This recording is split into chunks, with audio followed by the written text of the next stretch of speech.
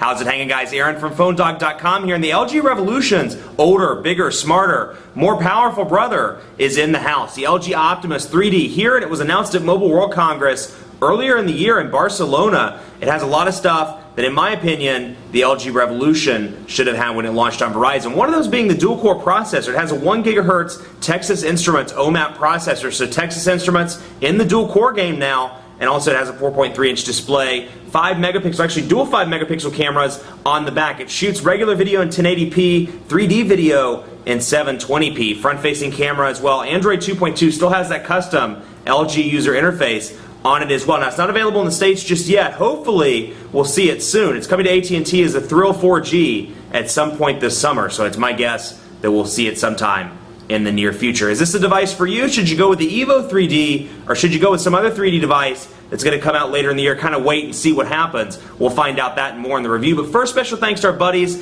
over at Best Buy. They're not hooking us up with these since they don't stock this phone. They just hooked us up with a bunch of phones that I just shipped to Phone Dog East for use in our One Paw Bandit game. So when you go into Best Buy Mobile to buy this or Revolution or whatever, you can't buy this, but Revolution, whatever, you'll walk out working. Set up email, set up your web, help you get everything going. So when you walk out that door, you're working. Enough of that, let's get into the review. The browser's been pretty snappy on this device as well to date. So let's open up, and of course, I don't know why it's stuck on Edge, but let's go to PhoneDog.com, for example. It may take a little bit of time to load. It was on 3G. I wonder if AT&T might be having an HSPA Plus outage or a 3G outage, or if it's just not wanting to cooperate with me today. I'm not in the best AT&T spot in the world. My office is located in a fringe area, to say the least. But you can see some differences to the browser down here. You have your back, your forward, and then how many windows are open by clicking there. And I can go back to that. I can click here and bring up a new page if I want to, and see I have two. Whoops. I have two loaded up there. I go back to Phone Dog, for example. And you have this nice animation when you're switching between windows, which is a improvement in my mind versus stock Android. That's one thing I don't like about stock Androids. I feel like it's kind of boring with the text, where you have active tabs open. You go back and look at your tabs, and it's just text. There's no actual picture of the page. And then over here, you can see customized text size, and then of course the typical browser stuff: clear cache, clear histories, or history rather, clear cookies, and more. So Phone Dog's loading up right now and taking its sweet time, thanks to Edge. Let's do this. Let's kill mobile data real quick, and let's turn it back on and see if that helps. And let's try it again. Now, in the worst case scenario, we may turn it off and turn it back on, and I'll cut the video. But there's the site, and you can see pinch to zoom, relatively responsive. Now, this is running Android 2.2. The ads, I guess, didn't have time to load prior to me turning off the data. But pinch to zoom enabled, and of course flash enabled as well. But pinch to zoom, very responsive, very easy to use. Scroll over, bring up pictures in close view, and you can see the text looks good. Into some of the 3D content, because that's obviously what this phone specializes in. Now, I'll warn you, and I'll go ahead and take off the back so you can see it.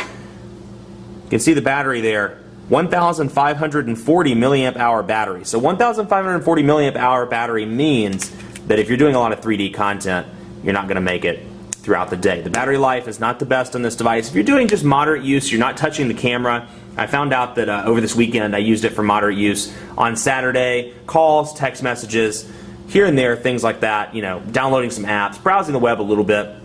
It made it through the day. Now, if you do any sort of 3D camera action with this, be it, you know, still pictures or with video imaging, you're not going to make it through the day. It's going to require a recharge. And when I did that, I found that it dropped incredibly quickly. So it is a battery hog, and since it only has a 1,540 milliamp hour battery, it's kind of hard to make it throughout the day. But let's take a look at the camera. Now, what I really like about this, you can take pictures in 2D or in 3D, and you have the option to convert the pictures after you took them. So you take a picture, you decide you want to convert it to 3D, no big deal. All you have to do is convert it over to 3D. So I'm going to take a picture of this flavored water that I have over here. And we're going to shift it to 3D, which obviously you can't see in the camera. But see this little quick and easy icon here where I can switch it, or toggle rather, where I can switch it between 2D and 3D. And then here where I can switch between camera and camcorder. And then there's the gallery. So we'll bring this up just for example. And since there's some depth between the computer itself and the water bottle, there should be some 3D effect. And yeah, there is. So quite a cool 3D effect. The water bottle really pops out. Of course, sure if you can see it, but you can. I hope you can see that in the camera, that I'm shifting it and the picture's looking a little bit different. So that's part of the 3D imagery. And then of course if you want to go into the gallery, and we're going to bring up 3D gallery here.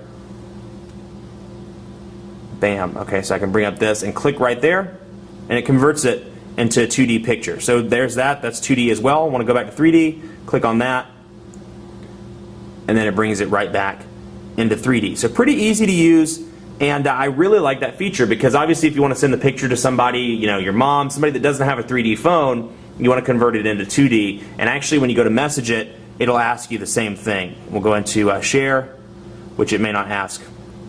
And this is what I'm talking about. The responsiveness of the screen's a little bit off. If you saw me press that several times, it'll ask you, share 3D data as 3D data or 2D data. So if you have somebody else with a 3D smartphone, you can send it to them in 3D. If you have somebody with a 2D, you have the option, which is a nice touch. Otherwise, you can see the elements of typical Android down here, share, delete, and more.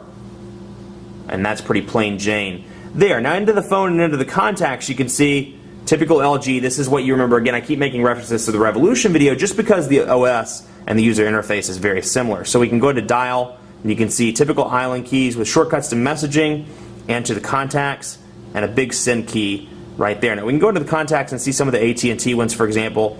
It came off of the SIM card, and you have a couple of different options here on the tabs. You have info, history, photo, and agenda. So I can bring up history, see when I called that person, see when I messaged that person. I can bring up photos if I have photos of that person, and then the agenda if I have any sort of events. You know, I have a meeting with or conference call with Sydney, for example. If I have Sydney in my phone, which I do obviously, if I have her in my phone, I can bring up the agenda, I can link a date to her, and then we're good to go, and it'll show up in the agenda. So it's nice to go in an individual contact and say, okay, when did I last chat with Sydney? When did I last take pictures of Sydney for the site? When did I last have a meeting or a conference call with Sydney? I can bring all this up in easy tabs as opposed to having to sift through the information through the messaging app and do it that way. And then of course, since this is an unlocked device, I'm assuming hopefully this will come to the AT&T version as well, but you just saw the option to video call as well using that front-facing camera up there. So overall, pretty impressed with the way it works, and even though it's still not my favorite user interface, in comparison to some of the more evolved ones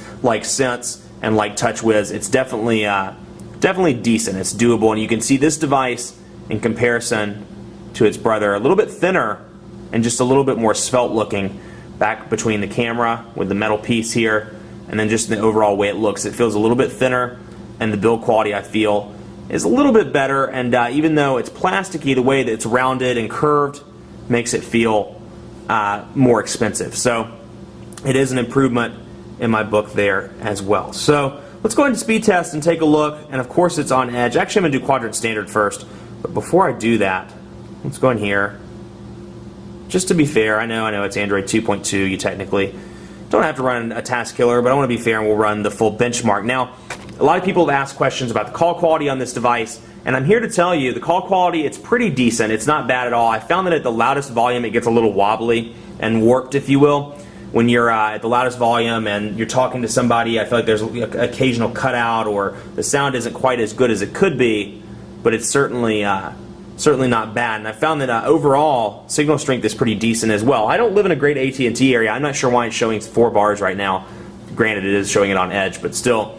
Usually I get 2 bars if I'm lucky, 0 to 2 bars, and I've found that the RF on this device is quite good. So this one in the Galaxy S2 would be my take on AT&T devices in terms of RF. I would pick one or both of those on call quality alone. Just keep in mind at the loudest volume, it's not the best in the world. Battery life, like I said, moderate use. You'll make it through the day. Using any of the 3D stuff or the camera extensively, you're not going to make it into the evening. So you can see quadrant standard, bring this up, and the score, and take this with a grain of salt. There are a ton of testing applications out there, LinPack and more, but quadrant standard 2,312, so that puts it right up there with the Atrix 4G, puts it a little slower than the Samsung Galaxy S2, but puts it faster than a lot of the other devices on AT&T like the Inspire 4G and the Infuse 4G. So it is a fast device.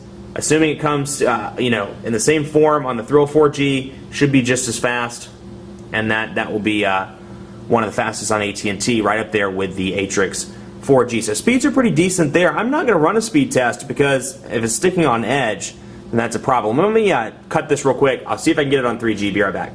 Okay, so we're on 3G at least, and actually it keeps hopping back between 3G and HSPA+, so it may pop back at some point. But we're going to go ahead and run the speed test. There it goes, back into HSPA+. But we'll go ahead and run this so you can see. One thing I like about this device, as opposed to AT&T's where it just locks on 4G, regardless of whether it's HSPA+ or HSDPA, it's nice to see the distinction up there. So let's make sure we're on the right server. Let's do this test and see how it performs. And then we're going to sign off with an awesome 3D video, which I actually just found on this device while I was this weekend when I was looking through the file system. So we'll play around with the Beat Boys or whatever the video is called. I can't remember. We'll take a look at it in just a second. But speed tests, they've been overall pretty decent. This one looks like it's going to be terrible, but okay, there it goes.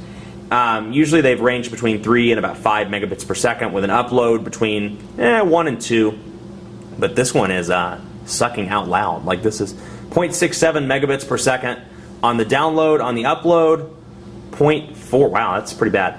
But overall, it's been pretty decent. And again, I'm in kind of a weird spot with the AT&T HSPA+. So you can see 0.67 megabits per second, 0.54. But I don't think, maybe I've cleared them out.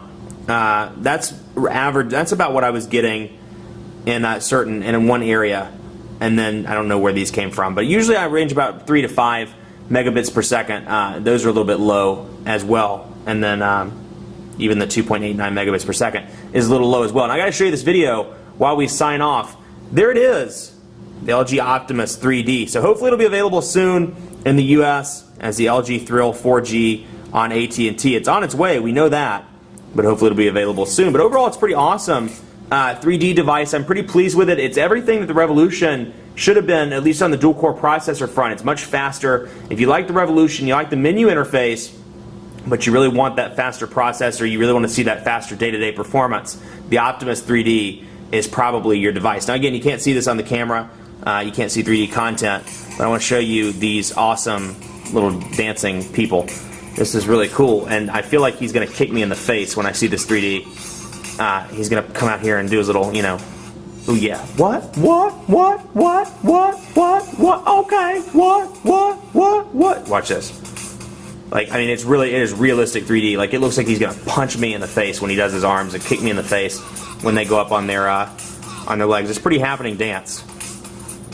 So I wish I could, there you go. I mean, like, I think he just punched me in the face, or it felt like he was going to, and then he pulled away last minute. Much more coverage to come on PhoneDog.com of the LG Optimus 3D dogfights and more.